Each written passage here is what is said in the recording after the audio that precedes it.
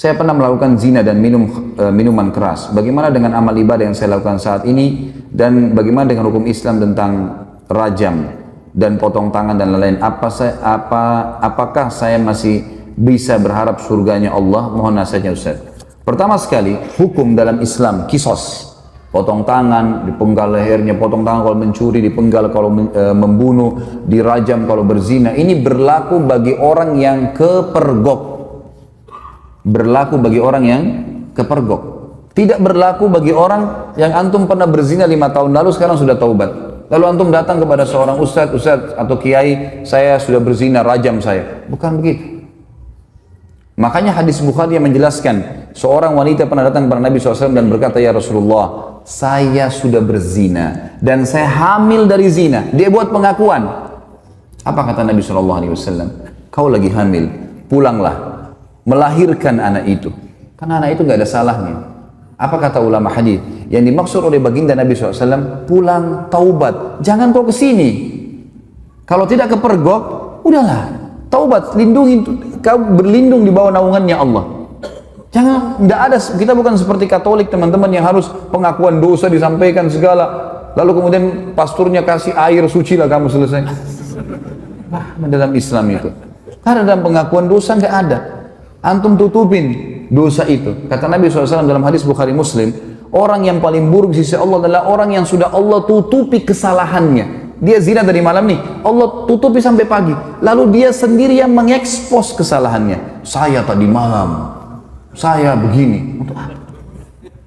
Wanita itu teman-teman pada saat sudah selesai melahirkan 9 bulan masih kembali. Ya Rasulullah, saya sudah melahirkan. Kata Nabi SAW, susui anak ini.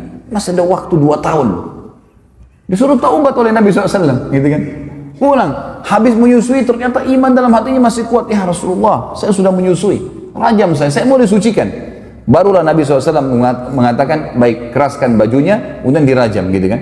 Karena dia terus meminta kepada Nabi SAW, tapi awalnya disuruh pergi, gitu kan? Lalu kemudian teman-teman sekalian yang terjadi, waktu lagi dilempar, ada seorang sahabat mengatakan, semoga Allah melaknatmu, kenapa kau berzina? Kata Nabi SAW, jangan kau laknat dia. Perempuan ini, demi zat yang ubun-ubunnya Muhammad dalam genggamannya, dia telah bertaubat kalau dibagi untuk 70 orang penduduk Madinah cukup buat mereka semua masuk surga. Luar biasa orang ini, jangan ini. Ada pernah sahabat mengatakan, ya Rasulullah, saya mencium seorang wanita di pinggir Madinah. Asabtul mar'ah.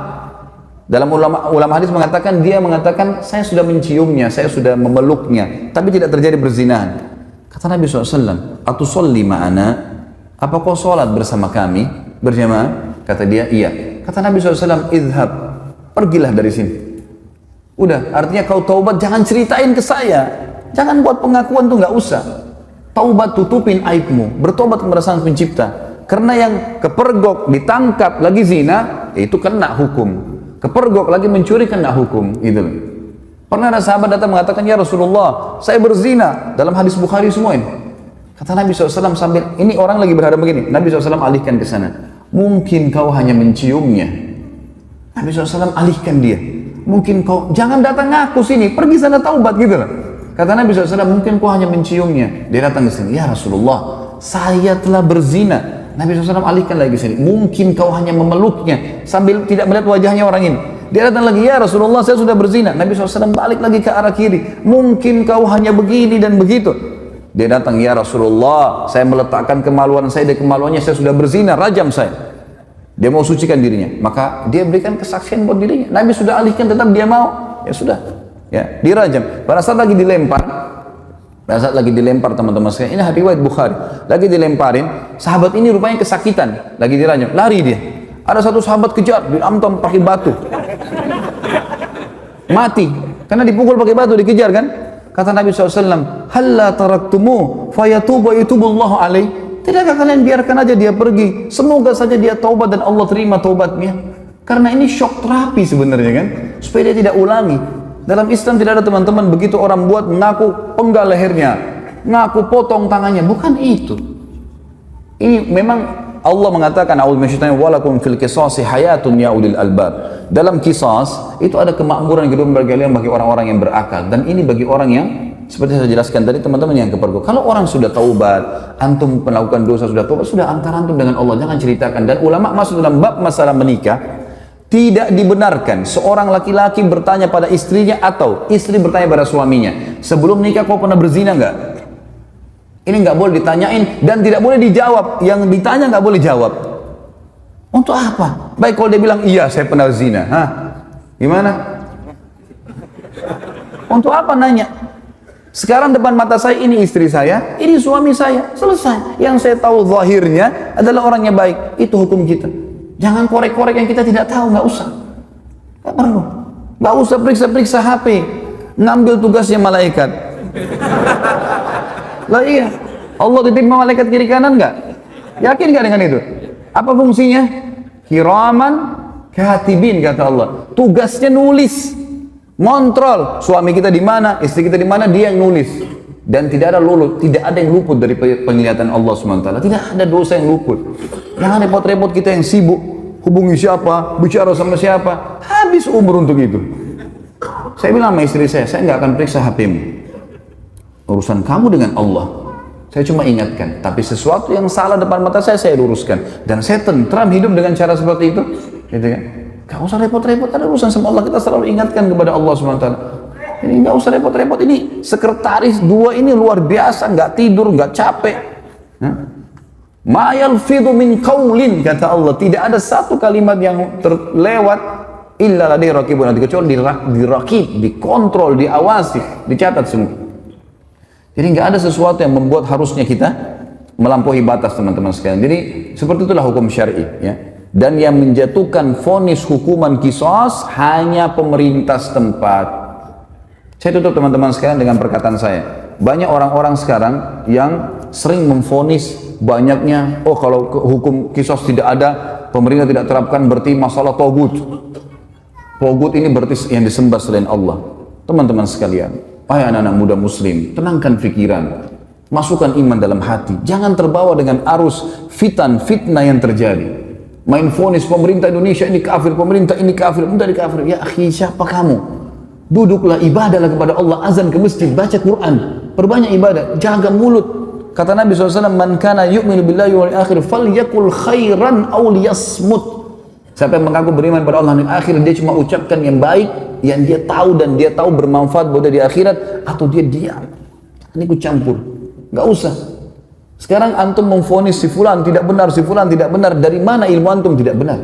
Indonesia ini bukan negara Islam. Tapi teman-teman sekalian, berapa presiden kita? 5 atau 6 sebelumnya yang sampai sekarang Muslim atau bukan? Muslim. Salah satu syarat negara Islam pemimpinnya Muslim. Yang kedua, mayoritas masyarakat Muslim atau bukan? Nah, tinggal yang ketiga syaratnya, terterapkannya hukum Islam, kan gitu. Baik, pertanyaan di Indonesia, apakah hukum Islam sudah diterapkan? Sudah akhi, sebagian belum. Sekarang begini anda, ini hukum Islam belum? Bukan duduk di majelis ilmu begini. Takmir masjid, hukum Islam bukan? Azan dikumandangkan, 5 waktu sholat dikumandangkan. Kalau kita Ramadan diiklanin nggak? Baik, kalau kita pergi haji, jemaah haji pergi nggak? Pemerintah buat nggak program haji? Puasa Ramadan, zakat, ada badan zakat nasional, kita bebas. Antum sekarang buat yayasan, kumpulin zakat, sedekahkan, buka rumah anak yatim, buka pesantren. Kita punya pengajian agama, antum nikah dengan cara Islam bukan? Baik, antum cerai Islam. Ada majelis ulama enggak di Indonesia? Teman-teman sekalian, yang belum diterapkan di Indonesia apa? Pencuri potong tangan, ya? Orang berzina dirajam. Ini bagian daripada syariat, bagian, bukan totalitas syariat di situ. Harus kita tenangkan pikiran dan hati kita, teman-teman. Jangan terbawa cuma emosional dan ilmunya kurang, akhirnya kemana-mana nih, gitu kan? Ban mobil kita kalau bannya lagi kempes, tambah angin saja, jalan. Kita enggak, kempes, buang semua mobilnya. Lah iya, langsung menvonis. Teman-teman, manusia semua bisa berbuat salah, punya kekurangan, gitu kan? Tetapi kita mendoakan. Yang saya lihat adalah kita di Saudi misal contoh ya, saya karena pernah tinggal di sana, saya melihat di setiap mimbar hari Jumat semua khatibnya pasti mendoakan agar pemimpin mereka dapat hidayah. Bayangkan kalau kita punya, saya dapat data teman-teman di Jakarta Selatan saja, kita punya 2.200 masjid dan musola. 2.200 masjid dan musola. Ini mungkin sejumlah dengan masjid di negara-negara muslim yang lain yang kecil. Ini baru Jakarta Selatan, kita punya 5 wilayah Jakarta. Ada pusat, ada barat, ada utara, ada timur, ada selatan. Ini kalau 2.000 aja setiap wilayah kita punya 10.000 masjid. Bagaimana kalau seluruh Indonesia? Bagaimana kalau semua orang ini, ya, kalau 10.000 masjid teman-teman berarti ada 10.000 khatib, ya. Kalau kita punya misal seluruh Indonesia anggaplah 5.000, 100.000 masjid. Semuanya mendoakan, ya Allah berikan hidayah pemimpin kami. Ya Allah berikan mereka menerapkan Al-Quran dan Sunnah. Ya Allah. Terus kita doakan kebaikan. Masa dari sekian ratus ribu orang mukmin berdoa tidak diterima sama Allah? Daripada kita main vonis, kita main salahkan, comot sana, ganti sini, vonis ini. Kehidupan apa ini gitu? Coba kembali kepada ilmu yang benar teman-teman. Sekali lagi saya mengajak anak muda muslim untuk tenangkan pikiran, jangan terbawa arus, tenangkan hati teman-teman, nuntut ilmu, perbanyak ibadah buat antum sendiri. Mati kalau datang kita nggak bisa lepas, nggak harus antum tua dulu baru meninggal dunia.